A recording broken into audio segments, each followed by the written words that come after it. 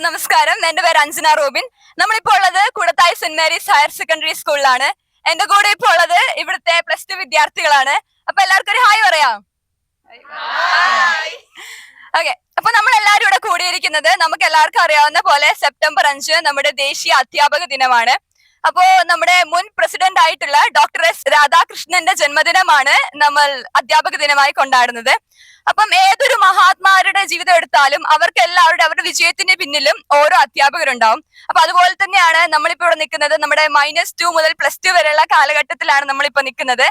നമ്മുടെ സ്കൂൾ ജീവിതം ഏകദേശം അവസാനിക്കാനായി. പല സ്കൂളുകളിൽ നിന്നും വന്നിട്ടുള്ള കുട്ടികളാണ് നമ്മുടെ കൂടെ ഉള്ളത്. അപ്പൊ ഇന്ന് ഇവിടെ എല്ലാവരും കൂടിയിരിക്കുന്നത് SMHS മീഡിയയ്ക്ക് വേണ്ടി അവരുടെ ഓരോരുത്തരുടെ ജീവിതത്തിലുണ്ടായ ഗുരുത്വം നിറഞ്ഞ അനുഭവങ്ങൾ നമ്മളുമായി പങ്കുവെക്കാനാണ്. അപ്പൊ ആദ്യമേ തന്നെ നമുക്ക് അമയ ഗിരീഷിനെ പരിചയപ്പെടാം. അമയ ഗിരീഷ് നമ്മുടെ ഇവിടെ ഹ്യൂമാനിറ്റീസ് പഠിക്കുകയാണ് +2. അമയ കഴിഞ്ഞ കൊല്ലം എത്ര സ്കോർ ഉണ്ടായിരുന്നു? 513. അമ്മയൊക്കെ ആകെ ഒരു സ്കോർ മാത്രമാണ് പോയിട്ടുണ്ടായിരുന്നത്. അത് അടുത്ത് തന്നെ തിരിച്ചെടുക്കുമെന്ന് നമുക്ക് പ്രതീക്ഷിക്കാം. അമ്മ ഈ ഹ്യൂമാനിറ്റീസ് സ്ട്രീം എടുക്കാനുള്ള കാരണം എന്താണ്? അതിന് പിന്നിലേക്ക് അമ്മേനെ ഇൻഫ്ലുവൻസ് ചെയ്ത് എത്തിച്ചത് ആരാണ്? ഹ്യൂമാനിറ്റി സ്ട്രീം എടുക്കാൻ കാരണം ആക്ച്വലി എനിക്ക് സോഷ്യൽ സർവീസ് ഇൻട്രസ്റ്റ് ഉള്ളതുകൊണ്ടാണ്. അപ്പോൾ അത് സോഷ്യൽ സർവീസിനെ ഏറ്റവും കൂടുതൽ ഹെൽപ്പ് ചെയ്യുന്നത് ഹ്യൂമാനിറ്റീസ് എന്ന് പറയുന്ന സ്ട്രീം ആയിരിക്കും മറ്റേത് സ്ട്രീമിനേക്കാളും. പിന്നെ ഹ്യൂമാനിറ്റീസ് എന്ന് പറയുന്ന സ്ട്രീമിൽ ഉൾക്കൊണ്ടിട്ടുള്ളത് സോഷ്യൽ സയൻസുമായിട്ടുള്ള സബ്ജക്ട്സ് ആണ്. അതിന് വേണ്ടിയിട്ട് എന്താ പറയുക, നമ്മൾ ആദ്യമായിട്ട് സോഷ്യൽ സയൻസ് എന്ന് പറയുന്ന സബ്ജക്ട് ഇൻട്രൊഡ്യൂസ് ചെയ്യുന്നത് ഫസ്റ്റ് സ്റ്റാൻഡേർഡിലാണ്. അപ്പം എന്നെ ആദ്യമായിട്ട് ഫസ്റ്റ് സ്റ്റാൻഡേർഡിൽ സോഷ്യൽ സയൻസ് പഠിപ്പിച്ചിട്ടുള്ള പ്രിയ മിസ് ആണ് ആക്ച്വലി. മിസ്സിന്റെ ക്ലാസ്, എന്താ പറയുക, മിസ് ആ സബ്ജക്ട് പഠിപ്പിക്കുന്ന രീതി, ഇതൊക്കെ. അമ്മയെ പറഞ്ഞു കഴിഞ്ഞാൽ മിസ് കാരണമാണ് ഇങ്ങനെ ഹ്യൂമാനിറ്റീസ് എടുത്തതെന്നാണോ? പൂർണ്ണമായിട്ട് അത് പറയാൻ പറ്റില്ല. 1ാം ക്ലാസ്സിൽ നമ്മളിപ്പോ തീരുമാനിക്കില്ലല്ലോ നമ്മൾ ഹ്യൂമാനിറ്റീസ് എടുക്കുക എന്നുള്ളത്. അത് പിന്നീടല്ലേ നമ്മൾ തീരുമാനിക്കുള്ളൂ. പക്ഷെ ആ സോഷ്യൽ സയൻസ് എന്ന് പറയുന്ന സബ്ജക്റ്റിനോട് അന്ന് എനിക്ക് ഇൻട്രസ്റ്റ് ഉണ്ടായിരുന്നു. പിന്നെ ഒരു 7th 8th ഒക്കെ ആയപ്പോഴാണ് ഇങ്ങനെ ഒരു സ്ട്രീം ഉണ്ട്. 10th കഴിയുമ്പോഴേക്കും നമ്മൾ സയൻസ്, കൊമേഴ്സ്, ഹ്യൂമാനിറ്റീസ് എന്ന് പറയുന്ന സ്ട്രീമിലേക്ക് മാറിപ്പോണം എന്നുള്ളതൊക്കെ മനസ്സിലാക്കി അതിനനുസരിച്ച്. അപ്പൊ അമ്മയുടെ ആഗ്രഹം എന്താ +2 കഴിയുമ്പോൾ? എന്റെ ആഗ്രഹം ആക്ച്വലി ടീച്ചിങ് ഫീൽഡിലേക്ക് പോകണം എന്നാണ്. അതാണ്. ഇപ്പം പ്രിയ മിസ്സിനെ പോലെ ഇതുപോലെ മറ്റു കുട്ടികളെ ഇൻഫ്ലുവൻസ് ചെയ്യാൻ പറ്റുന്ന ഒരു നല്ല ടീച്ചർ ആവട്ടെ എന്ന് ആശംസിക്കുന്നു. അപ്പൊ അടുത്തതായി നമ്മുടെ പഠനത്തോടൊപ്പം തന്നെ വ്യത്യസ്തമായ കഴിവുകളുള്ള കുട്ടികളാണ് നമ്മുടെ കൂടെ ഉള്ളത്. അതില് പല വേദികൾ പ്രസംഗങ്ങളിലൂടെ കീഴടക്കിയ ഒരാളാണ് അനയ സണ്ണി. അനയ സണ്ണിക്ക് ഏറ്റവും കൂടുതൽ വായനാശീലം ഉണ്ടെന്ന് ഞാൻ കേട്ടിട്ടുണ്ട്. അപ്പം ഇതിനെല്ലാം ഇൻഫ്ലുവൻസ് ചെയ്ത ആരാണ്? അതായത് സ്പോണ്ടേനിയസ് ആയി വാക്കുകൾ കിട്ടി പല പ്രസംഗങ്ങളിലും അനയ സണ്ണി പല ഭാഷകളിലും പറയുന്നുണ്ട്. അപ്പൊ ഇതിന്റെ കാരണക്കാരാരാണ്? എന്നെ ഇൻഫ്ലുവൻസ് ചെയ്ത ഒരു ടീച്ചർ എന്ന് പറഞ്ഞാൽ ആദ്യം ഞാൻ പറയേണ്ടത് എൻ്റെ അമ്മയാണ്. അമ്മ ഒരു ടീച്ചറാണ്, അതിലുപരി എൻ്റെ ഏറ്റവും നല്ലൊരു ഗൈഡാണ്. അപ്പോൾ അമ്മയാണ് എന്നെ ആദ്യം മുതൽ പത്രം വായിക്കാനും അതോടൊപ്പം അക്ഷരങ്ങൾ എന്ന് പറയുന്നത് നമ്മുടെ ഏറ്റവും വലിയ സമ്പത്താണെന്ന് പറഞ്ഞാൽ അമ്മയാണ്. എന്നെ ഓരോ സ്റ്റേജിലും കൊണ്ടുപോകുമ്പോഴും എന്നെ പ്രിപ്പയർ ചെയ്തൊക്കെ അമ്മയാണ്. പിന്നെ ടീച്ചേഴ്സ് എന്ന് പറയുമ്പോൾ എന്നെ ഇൻസ്പയർ ചെയ്തിട്ടുള്ളത് എന്നെ 4ാം ക്ലാസ്സിൽ ക്ലാസ് ടീച്ചറായിട്ടുണ്ടായിരുന്ന ബെന്നി സാറുണ്ട്. പിന്നെ കലയോടൊപ്പം തന്നെ പഠനത്തോടൊപ്പം കലയും പ്രധാനമാണെന്ന് പറഞ്ഞു തന്നത് ദീപ ടീച്ചറാണ്. പിന്നെ അത് മാത്രം പോരാ, വിഷയങ്ങളോടനുബന്ധിച്ചും വേണമെന്ന് പറഞ്ഞത് റോസമ്മ ടീച്ചറാണ്. പിന്നെ വീണ്ടും ഓർക്കുകയാണെങ്കിൽ എന്നെ 10ാം ക്ലാസ്സിൽ പഠിപ്പിച്ച ലാലി ടീച്ചർ. ഞാൻ സെക്രട്ടറി ഹാർട്ട് ഹയർ സെക്കൻഡറി സ്കൂളിലാണ് 10 പഠിച്ചത്. അവിടെ പഠിപ്പിച്ച ലാലി ടീച്ചർ എന്നെ ഒരുപാട് ഇൻഫ്ലുവൻസ് ചെയ്തിട്ടുണ്ട്. പഠനം കൂടെ കലയും വേണമെന്ന് പറഞ്ഞ് അതിനോടൊപ്പം എൻ്റെ സംസാരം എന്ന് പറയുന്നത് വെറും ഒരു കലയല്ല എന്ന് പറഞ്ഞു തന്നതും ടീച്ചേഴ്സാണ്. അപ്പൊ ഒരുപാട് ടീച്ചേഴ്സിന്റെ സപ്പോർട്ട് കാരണമാണ് അനയ ഇപ്പൊ ഇങ്ങനെ എത്തിയെന്നാണ്. ഓക്കെ, അപ്പം ഇനി നമ്മുടെ കൂടെ ഉള്ളത് ഇപ്പൊ ഞാൻ അടുത്ത് നിൽക്കുന്നത് ജോഷ്നയുടെ അടുത്താണ്. ജോഷ്ന പല ക്വിസുകളിലും വിജയം നേടിയിട്ടുള്ള ആളാണ്. ഇപ്പൊ തന്നെ ഫിസിക്സ് ടാലന്റ് ടെസ്റ്റ്, അതുപോലെ തന്നെ സ്പേസ് ടെസ്റ്റില് എക്സാമിലൊക്കെ ആണെങ്കിലും ജോഷിന് വിജയം എടുത്തിട്ടുണ്ട്. അത് ഇവിടെ എത്തിയതിനു ശേഷമാണ്. അപ്പൊ ഇതുപോലെ ക്വിസിലൊക്കെ പങ്കെടുക്കാൻ ഇപ്പൊ പല കുട്ടികൾക്ക് മടിയായിരിക്കും ക്വിസിലൊക്കെ പങ്കെടുക്കാൻ. അപ്പൊ അതിനെല്ലാം ആരാണ് പ്രചോദനം നൽകിയിട്ടുള്ളത്? പണ്ട് മുതലേ പപ്പ എന്നോട് ന്യൂസ് പേപ്പർ ഒക്കെ വായിക്കാൻ പറയായിരുന്നു. അങ്ങനെ ഞാൻ വായിക്കാറുണ്ടായിരുന്നു. പിന്നെ എന്നെ 10ാം ക്ലാസ്സിൽ പഠിപ്പിച്ച സുരേഷ് സാറ് ഞങ്ങളെ മലയാളം പഠിപ്പിച്ചത്. അപ്പം സാറും ഇങ്ങനെ വായനയിലേക്ക് ഒരു ലോകം കാണിച്ചു തന്നതൊക്കെ സാറായിരുന്നു. സാറ് അടിപൊളിയായിരുന്നു. സാറിന്റെ ക്ലാസ്സിലൊക്കെ ഞങ്ങൾക്ക് ഭയങ്കര ഇൻട്രസ്റ്റ് ആയിരുന്നു. എനിക്ക് മാത്രമല്ല, എല്ലാവർക്കും ഇരിക്കാനൊക്കെ ഭയങ്കര ഇൻട്രസ്റ്റ് ആയിരുന്നു.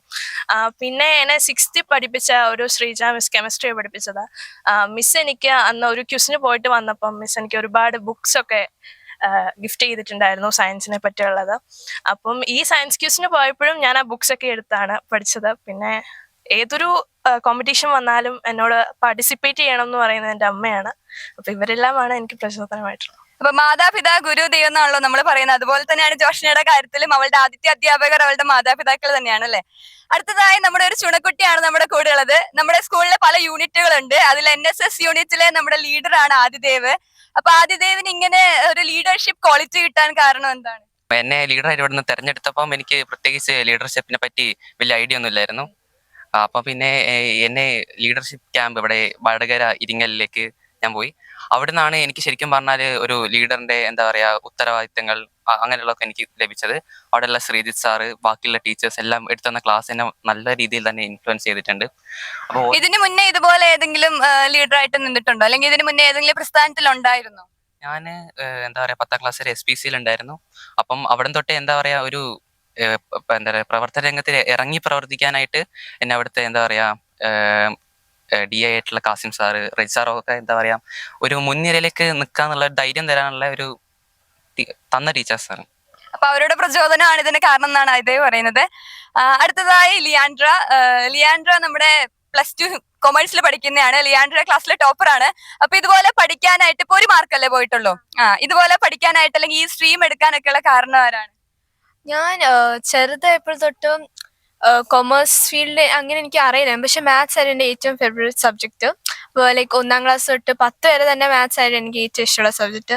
അപ്പോൾ ഞാൻ 10ലായപ്പോൾ അൽഫോൺസിലാണ് ഞാൻ പഠിച്ചത്. അപ്പോൾ അവിടുത്തെ മാത്സ് ടീച്ചർ ശ്രീബ മിസ് എന്നോട് ചോദിച്ചായിരുന്നു +1 +2 എന്താ ചെയ്യാൻ പോകുന്ന സ്ട്രീമായിട്ട്. അപ്പോൾ എനിക്ക് കൊമേഴ്സ് ഹ്യൂമാനിറ്റീസ് അങ്ങനെ അറിയത്തില്ലാത്തതുകൊണ്ട് ഞാൻ പറഞ്ഞു സയൻസ് തന്നെ ആയിരിക്കും എടുക്കാൻ ചാൻസ്. അപ്പോൾ മിസ് തന്നെയാണ് പറഞ്ഞത് കൊമേഴ്സ് എടുക്കുക, ബിക്കോസ് എനിക്ക് നല്ല സ്കോപ്പ് ഉണ്ടാവും, പിന്നെ എൻ്റെ കഴിവൊക്കെ ഉപയോഗിക്കാനും നല്ല ചാൻസ് ഉണ്ടാവും. അതൊക്കെ മിസ്സാരാണ് ഞാൻ അപ്പോൾ കൊമേഴ്സ് എടുത്തത്. അപ്പോൾ മിസ്സില്ലെങ്കിൽ എത്തില്ലായിരുന്നു. അപ്പൊ മിസ് കാരണമാണ് ലിയാൻഡ്രി ഇതുപോലെ ഒരു ഫീൽഡിലേക്ക് എത്തിയത്. ഇനി നമ്മുടെ സ്കൂളിലെ ഇപ്പൊ വളർന്നു വരുന്ന ഒരു സാഹിത്യകാര് നമ്മുടെ കൂടെ ഉണ്ട്. അപ്പം ഇപ്പം കഥാരചനയൊക്കെ ഉണ്ടാവുകയാണെങ്കിലും അന്നേരം ഭാവനയിൽ നിന്നാണ് നമ്മൾ ഓരോ കഥകളും ഉണ്ടാക്കിയെടുക്കുന്നത്. അപ്പം ഇപ്പൊ എന്റെ അടുത്തുള്ളത് ലെമിനാണ്. അപ്പൊ ലെമിന് ഇതുപോലെ കഥ എഴുതാനും ഒക്കെ പ്രചോദനം നൽകിയിട്ടുള്ള ആരാണ്, അല്ലെങ്കിൽ ഇതുപോലെ കഴിവുകൾ വളർത്തിയെടുക്കാൻ ആരാണ് പ്രചോദനമായിട്ടുള്ളത്? കഥ എഴുതാൻ ആദ്യമേ ഇൻട്രസ്റ്റ് ഉള്ള ഒരാളായിരുന്നു ഞാൻ. അപ്പം ചെറുപ്പം മുതൽ ഇങ്ങനെ കഥ ഒന്നും എഴുതാറില്ലായിരുന്നു. ഞാൻ ഈ കഥ ഇങ്ങനത്തെ മത്സരങ്ങളിലൊക്കെ പങ്കെടുക്കാൻ തുടങ്ങിയത് തന്നെ +1 +2 എത്തിയതിന് ശേഷമാണ്. അപ്പോൾ 10ാം ക്ലാസ്സിൽ നിന്നൊക്കെ തന്നെ ഞങ്ങൾ മലയാളം പഠിപ്പിച്ച സുധേഷ് സാറ് യൂസ് ചെയ്യുന്ന മലയാളം വേർഡ്സ്, നല്ല നല്ല മലയാളം വാക്കുകളൊക്കെ ഉപയോഗിച്ച് ക്ലാസ് എടുക്കുമ്പോൾ എനിക്ക് ഭയങ്കര ഇൻട്രസ്റ്റ് ആയിരുന്നു. മലയാളം ക്ലാസ്സിലിരിക്കാൻ, സുധേഷ് സാർ ക്ലാസ്സിലിരിക്കാനൊക്കെ ഭയങ്കര ഇൻട്രസ്റ്റ് ഉള്ള ഒരാളായിരുന്നു. അപ്പോൾ അങ്ങനെ ആണ് ഞാൻ പിന്നെ വെറുതെ ഒന്ന് പോയി +1 എത്തിയപ്പോൾ വെറുതെ ഞാൻ പാർട്ടിസിപ്പേറ്റ് ചെയ്ത് നോക്കിയതാണ്. കിട്ടിയാലോ എന്ന് വിചാരിച്ച് ഞാൻ പാർട്ടിസിപ്പേറ്റ് ചെയ്തു. അങ്ങനെ എനിക്ക് +1 പഠിക്കുമ്പോൾ കഥാരചനക്ക് ഫസ്റ്റ് കിട്ടി. അങ്ങനെ അതിനുശേഷം പിന്നെ ഞാനിങ്ങനെ ചെറുതായിട്ട് മാഗസിനിലൊക്കെ കഥ എഴുതാനും ഒക്കെ തുടങ്ങി. എല്ലാവർക്കും ഇഷ്ടമായി, എല്ലാവരും നല്ല അഭിപ്രായങ്ങൾ പറയാൻ തുടങ്ങി. അപ്പോൾ അങ്ങനെയാണ് എനിക്ക് മനസ്സിലായത് അങ്ങനെ ഒരു കഴിവ് എൻ്റെ ഉള്ളിലുണ്ട് എന്ന്. അപ്പൊ സുധേഷ് സാർ മൂലമാണ് ലെമിൻ മലയാള ഭാഷയോടുള്ള ഇഷ്ടം തന്നെ വളർന്നു വന്നത്. അപ്പൊ നമ്മുടെയൊക്കെ ജീവിതത്തിൽ മലയാളം പോലെ തന്നെ പ്രധാനപ്പെട്ട ഒന്നാണ് ഇംഗ്ലീഷ് എന്ന ഭാഷ. അപ്പൊ മലയാളം ഇംഗ്ലീഷ് ഒരേപോലെ ഹാൻഡിൽ ചെയ്യാന്നുള്ളത് അത് ചെറിയ കാര്യമൊന്നുമല്ല. അപ്പൊ നമുക്കിപ്പോ പറയാനാണെങ്കിൽ സിദ്രത്തുൽ മുൻതഹ ഇംഗ്ലീഷിലും മലയാളം ഒരുപോലെ തന്നെ കൈകാര്യം ചെയ്യുന്ന ഒരാളാണ്. ഈ വർഷം തന്നെയാണല്ലോ റെസിറ്റേഷനിലും സ്പീച്ചിലൊക്കെ സിദ്രത്തിലാണ് സമ്മാനാർഹയായിട്ടുള്ളത്. അപ്പൊ ഇങ്ങനെ ഇംഗ്ലീഷിനോടുള്ള ആഗ്രഹം അല്ലെങ്കിൽ ഇംഗ്ലീഷ് ഇതുപോലെ പഠിക്കാനുള്ള കാരണം ആരാണ്? ഇംഗ്ലീഷിനോട് എനിക്ക് ഇഷ്ടം തോന്നിയത് തന്നെ ഫസ്റ്റ് സ്റ്റാൻഡേർഡിൽ. അഫ്കോഴ്സ് നമ്മൾ ഫസ്റ്റ് ചെല്ലുന്ന സമയത്ത് സബ്ജക്റ്റിനെ കുറിച്ചൊന്നും നമുക്ക് അറിയില്ലല്ലോ. അപ്പോൾ എന്നെ ഇംഗ്ലീഷിലേക്ക് കുറച്ചുകൂടെ അടുപ്പിച്ചത് എൻ്റെ മിസ്സാണ്, ജോമി ജോസ് മിസ്സിൻ്റെ പേര്. അപ്പോൾ മിസ്സ് ഫസ്റ്റ് സ്റ്റാൻഡേർഡ് മുതൽ 4th വരെ പഠിപ്പിച്ചിട്ടുള്ളൂ. പക്ഷേ ഇന്ന് വരെ മിസ്സ് എപ്പോഴും കോണ്ടാക്ട് ചെയ്യും, എങ്ങനെയുണ്ട് ക്ലാസ്സൊക്കെ അങ്ങനെ പറഞ്ഞിട്ട് എപ്പോഴും കോണ്ടാക്ട് ചെയ്യും. അപ്പോൾ ഇംഗ്ലീഷെന്നുപരി മിസ്സിൻ്റെ അടുത്ത് ഭയങ്കര ഒരു മദർഹുഡ് ഫീൽ ചെയ്യും. അപ്പോൾ ഇംഗ്ലീഷ് ലാംഗ്വേജ് ഞാൻ ഡെവലപ്പ് ചെയ്തത് കോവിഡിൻ്റെ ടൈമിൽ വീട്ടിലിരിക്കുമ്പം അങ്ങനെ യൂട്യൂബിലും അങ്ങനെയൊക്കെ ഓരോരോ വീഡിയോസൊക്കെ കണ്ടിട്ട് അങ്ങനെയൊക്കെയാണ്. മലയാളം ഇംഗ്ലീഷ് എന്ന് പറയുമ്പോൾ നമുക്ക് മലയാളത്തിൻ്റെ അത്ര ആ ഒരു കോൺഫിഡൻസ് നമുക്ക് കിട്ടില്ലല്ലോ, മലയാളത്തിൽ സംസാരിക്കും പോലെ പറ്റില്ലല്ലോ. അപ്പോൾ അതെങ്ങനെ സംസാരിക്കാം എന്ന് വിചാരിച്ചിട്ടാണ് ഞാനിത് തുടങ്ങിയത്. അപ്പോൾ ചെയ്തു വന്നപ്പോ വൃത്തിയായി അങ്ങനെ. അപ്പം ചെറുപ്പത്തിലേ ഉള്ള ടീച്ചർ കാരണമാണ് ഇതുപോലെ സിദ്രയ്ക്ക് ഇപ്പൊ സംസാരിക്കാൻ പറ്റുന്നത്. അപ്പം അടുത്തതായി നമ്മുടെ ഇന്നത്തെ ഈ ടീച്ചേഴ്സ് ഡേയില് ഒരു അധ്യാപികയാവാൻ ആഗ്രഹമുള്ള ഒരാൾ നമ്മുടെ കൂടെ ഉണ്ട്. വേറെ ആരുമല്ല, റിഫാനയാണ്. അപ്പൊ റിഫാനയുടെ ആഗ്രഹം ഒരു അധ്യാപിക ആവണം എന്നാണ്. ഒരു അധ്യാപികയ്ക്കാണ് നല്ലൊരു അധ്യാപികയെ ഉണ്ടാക്കാൻ പറ്റുള്ളൂ എന്നാണല്ലോ നമുക്ക് എല്ലാവർക്കും അറിയുന്ന കാര്യം. അപ്പൊ റിഫാനയ്ക്ക് ഇങ്ങനെ ഒരു അധ്യാപികയാവണം എന്നൊരു ആഗ്രഹം ഉണ്ടാവാൻ കാരണം ആരാണ്? സത്യം പറഞ്ഞാൽ ഞാൻ 10 വരെ പഠിച്ചത് MES സ്കൂളിലാണ്. അപ്പം പുറം ലോകമായിട്ട് എനിക്കൊരു ബന്ധം ഇല്ല. കാരണം എൻ്റെ വീടിന്റെ തൊട്ടടുത്ത് തന്നെയാണ് സ്കൂളിൽ, 2 മിനിറ്റ് നടക്കാനുള്ളൂ. അതുകൊണ്ട് തന്നെ ഓൾമോസ്റ്റ് എല്ലാ ടീച്ചേഴ്സും എൻ്റെ ഈ ഒരു വളർച്ചയ്ക്ക് കാരണമായിട്ടുണ്ട്. പക്ഷെ ഇതിൽ എടുത്തു പറയാൻ പറ്റുന്ന എൻ്റെ ഫസ്റ്റ് സ്റ്റാൻഡേർഡിലെ ടീച്ചറിനെ പറ്റിയാണ്, ഷൈനി മാം. ഒരു ടീച്ചർ തന്നെയാണ് എല്ലാ സബ്ജക്റ്റും എടുക്കുക, ഫസ്റ്റ് സ്റ്റാൻഡേർഡിലും സെക്കൻഡിലും ഒക്കെ.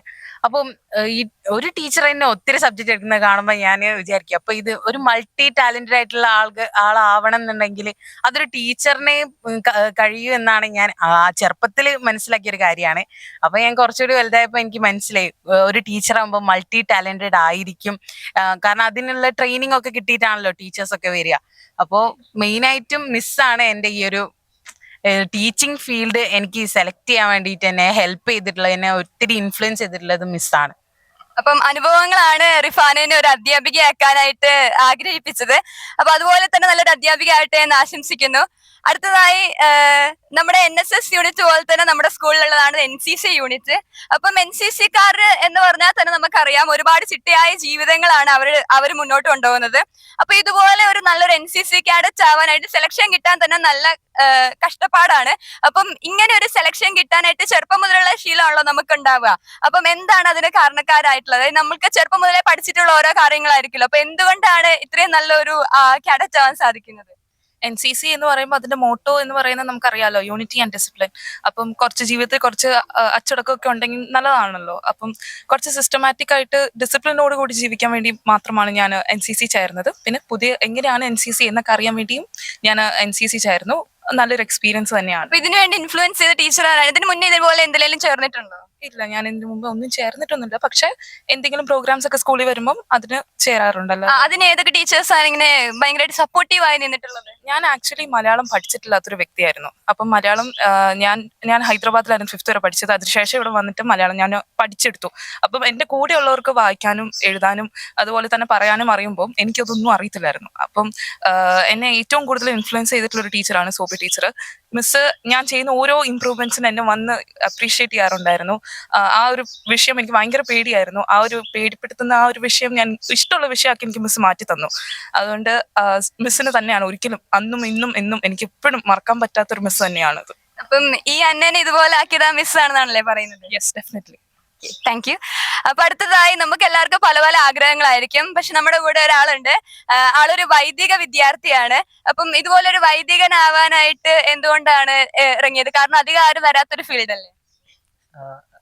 ഞാൻ വൈദികനാകാന്ന് വെച്ചാൽ ചെറുപ്പത്തിൽ എനിക്കൊരു ആഗ്രഹം ഉണ്ടായിരുന്നു വൈദികനാകണം എന്നുള്ള. ചെറുപ്പത്തിൽ എൻ്റെ അങ്കിളിപ്പോൾ സിൽവറിൽ സ്കൂളിൻ്റെ പ്രിൻസിപ്പളാണ്. അപ്പോൾ ഇങ്ങനെ വീട്ടിലേക്ക് വരുമ്പോൾ എന്നോട് എപ്പോഴും പറയായിരുന്നു എനിക്ക് ചെറുതായിട്ടൊരു വൈദികൻ്റെ ലുക്കൊക്കെ ഉണ്ടെന്ന്. അപ്പം ഞാൻ ആ ഒരു രീതിക്ക് ചെറുപ്പം മുതലേ ആഗ്രഹിച്ചായിരുന്നു. അപ്പൊ ഇതിനെ കുറിച്ച് പറഞ്ഞപ്പോ ആരെങ്കിലും എതിർപ്പ് എന്തെങ്കിലും പറഞ്ഞു? അത് ഭയങ്കര സപ്പോർട്ടീവ് ആയിരുന്നു?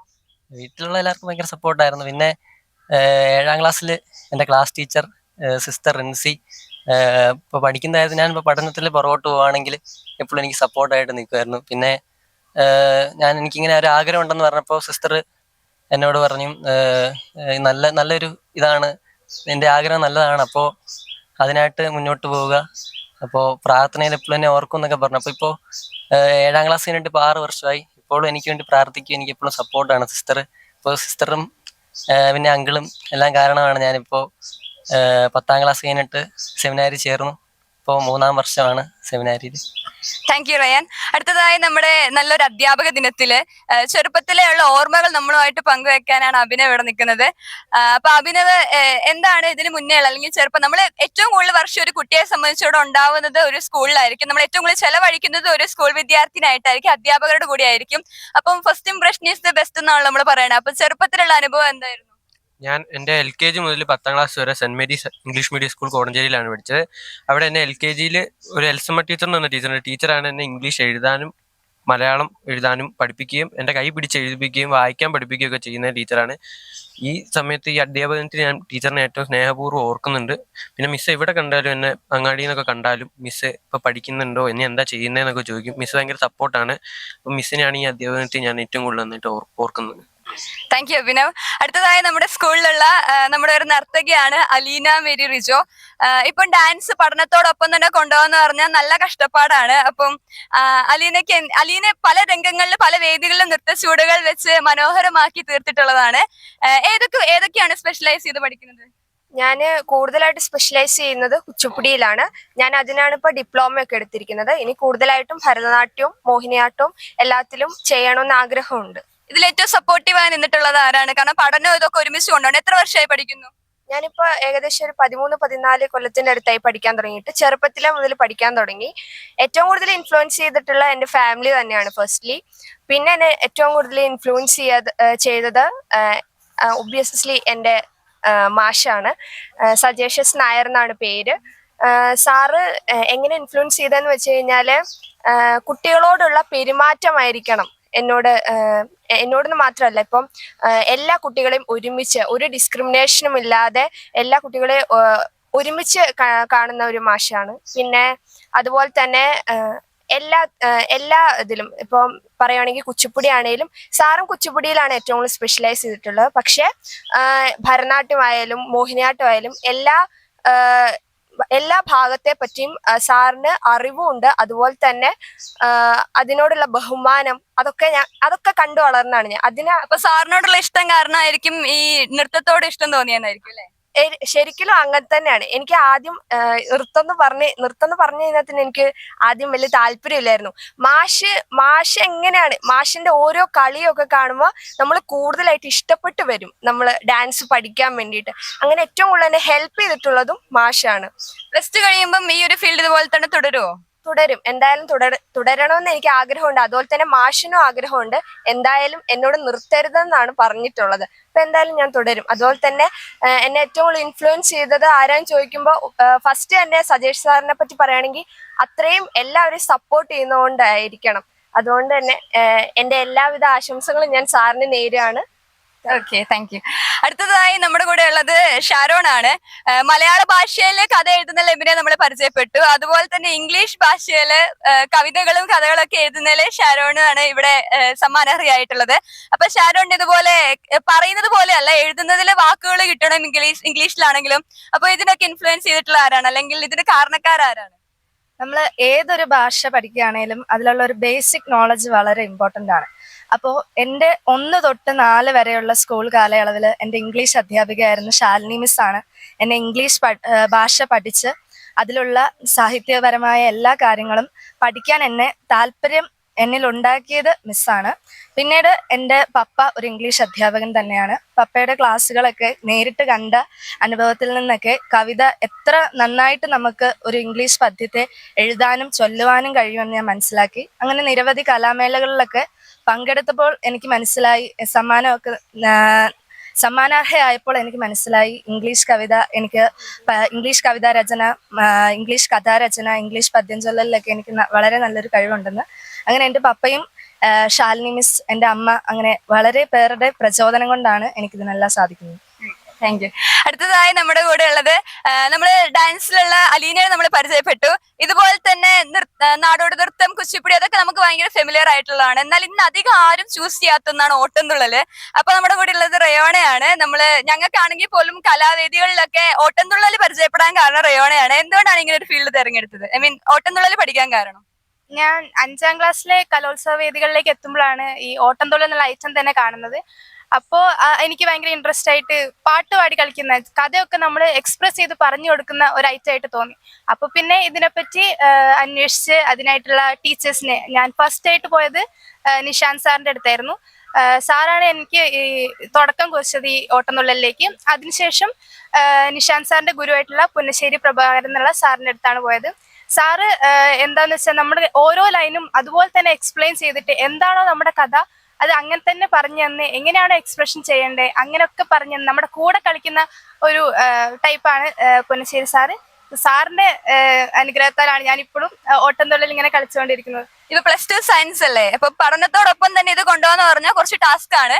അപ്പൊ +2 കഴിയുമ്പോൾ ഇതുമായിട്ട് തന്നെ മുന്നോട്ട് പോകും. +2 കഴിയുമ്പോഴും എനിക്ക് ഡാൻസ് നിർത്താൻ എന്നൊന്നും എനിക്കില്ല. എന്തായാലും ഇത് തുടർന്ന് തന്നെ പോകാനാണ് താല്പര്യം. ഇനി ഫുൾ ടൈം പഠിച്ചുകൊണ്ടിരിക്കാന്നുള്ളതല്ല, എന്നാലും ഒരു ഹോബി എന്നുള്ള രീതിയിൽ എന്തായാലും എനിക്ക് ഡാൻസ് തുടർന്ന് കൊണ്ടുപോകണം എന്ന് തന്നെയാണ് എൻ്റെ ആഗ്രഹം. ഇപ്പൊ റയോൺ എത്ര വർഷമായി ഡാൻസ് പഠിക്കുന്നു? ഓട്ടംതുള്ളലാണെങ്കിലും മറ്റ് ഡാൻസുകളൊക്കെ പഠിക്കുന്നില്ലേ? എത്ര വർഷമായി തുടങ്ങുന്നു? ഞാൻ തുടങ്ങിയിട്ട് 4 വയസ്സ് തൊട്ട് തുടങ്ങിയതാണ്. അപ്പോൾ 13-12 വർഷമായിട്ട്. അപ്പൊ +2 കഴിയുമ്പോഴും വേറെ ഫീൽഡിലേക്കായിരിക്കുമല്ലോ പോവാ. അപ്പം ഇതുപോലെ തന്നെ തുടരുമോ? ഈ ഡാൻസിന് ഇതേ ഇമ്പോർട്ടൻസ് കൊടുക്കുമോ? +2 കഴിഞ്ഞിട്ട് ഡാൻസ് എന്തായാലും എനിക്ക് നിർത്തണം എന്നുള്ള ഒരു ആഗ്രഹമൊന്നുമില്ല. ഇനിയും പഠിക്കാനുണ്ടെങ്കിലും അതിന്റെ സൈഡിലൂടെ തന്നെ ഡാൻസും കൂടി മുന്നോട്ട് കൊണ്ടുപോകണം തന്നെയാണ് ആഗ്രഹം.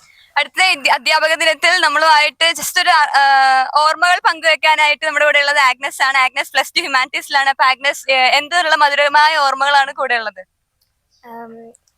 എൻ്റെ ചെറുപ്പത്തിൽ എനിക്ക് ഏറ്റവും ഇഷ്ടമുള്ള ഒരു ടീച്ചർ എന്ന് പറഞ്ഞു കഴിഞ്ഞാൽ സിസ്റ്റർ മർഗരീറ്റ എന്ന് പറഞ്ഞൊരു ടീച്ചറാണ്. പുള്ളിക്കാരി എന്നെ എനിക്ക് തോന്നുന്നു എന്നെ ഒരു 1 തൊട്ട് പഠിപ്പിച്ചതാണ്. പഠനം എന്ന് പറയുന്നത് പുസ്തകം നോക്കി മാത്രം പഠിപ്പിക്കുന്നതല്ല, അതിനുപരി എങ്ങനെ എല്ലാവരുമായിട്ട് ഇടപഴകണം അങ്ങനെയൊക്കെ പറഞ്ഞ് നമ്മളെ പഠിപ്പിച്ച്, പിന്നെ സിസ്റ്റർ ക്ലാസ് എടുക്കുന്നതിൻ്റെ ടൈമിൽ ടീച്ചറിൻ്റെ വീട്ടിലുള്ള കാര്യങ്ങൾ പറയും, കോൺവെന്റിൽ എന്തൊക്കെ നടക്കുന്നു എന്ന് പറയും. ഓരോ വിശേഷങ്ങൾ പറഞ്ഞ് പിള്ളേരെ രസിപ്പിച്ചിട്ടായിരിക്കും പഠിപ്പിക്കുക. അപ്പം എനിക്കത് വളരെ ഒരു വലിയ പ്രചോദനമായിട്ട് തോന്നിയിട്ടുണ്ട്. കാരണം പഠിപ്പിക്കുന്നത് ഇങ്ങനെയും പഠിപ്പിക്കാം, പുസ്തകം മാത്രം നോക്കിയല്ല, ഇങ്ങനെ ഒരു പിള്ളേരെ എന്റർടൈൻമെന്റ് ചെയ്ത് പഠിപ്പിക്കാമെന്നും എനിക്ക് മനസ്സിലായത് ഈ സിസ്റ്റർ മർഗരീത്ത എന്ന് പറയുന്ന ഒരു ടീച്ചറിലൂടെയാണ്. അപ്പം നല്ല മധുരമായ ഓർമ്മകളാണ് ഇവിടെയുള്ള എല്ലാവർക്കും ഉള്ളത്. അപ്പൊ നമ്മുടെ സ്കൂൾ കലാലയ ജീവിതത്തിലെ അവസാന വർഷമായിരുന്നു ഇത്. അപ്പൊ നമ്മളെല്ലാവരും ഒരുമിച്ചുണ്ടാവുന്ന അവസാന ടീച്ചേഴ്സ് ഡേ ആണിത്. അപ്പൊ നമ്മളെല്ലാവരും ഇനി പല പല മേഖലകളിലേക്ക് പോവാണ്. ഇതുപോലെ തന്നെ അധ്യാപകരോട് അന്നും നമുക്ക് സ്നേഹത്തോടെ തന്നെ നിൽക്കാൻ സാധിക്കട്ടെ എന്ന് ആശംസിക്കുന്നു. അതുപോലെ നമുക്ക് എല്ലാവർക്കും ഓർമ്മകളിൽ ഉണ്ടാവുന്ന പുതിയ പുതിയ അധ്യാപകരായി മാറാൻ പറ്റുവാണെങ്കിൽ നമുക്ക് സാധിക്കട്ടെ എന്ന് ആശംസിച്ചുകൊണ്ടും എല്ലാവർക്കും ഹാപ്പി ടീച്ചേഴ്സ് ഡേ.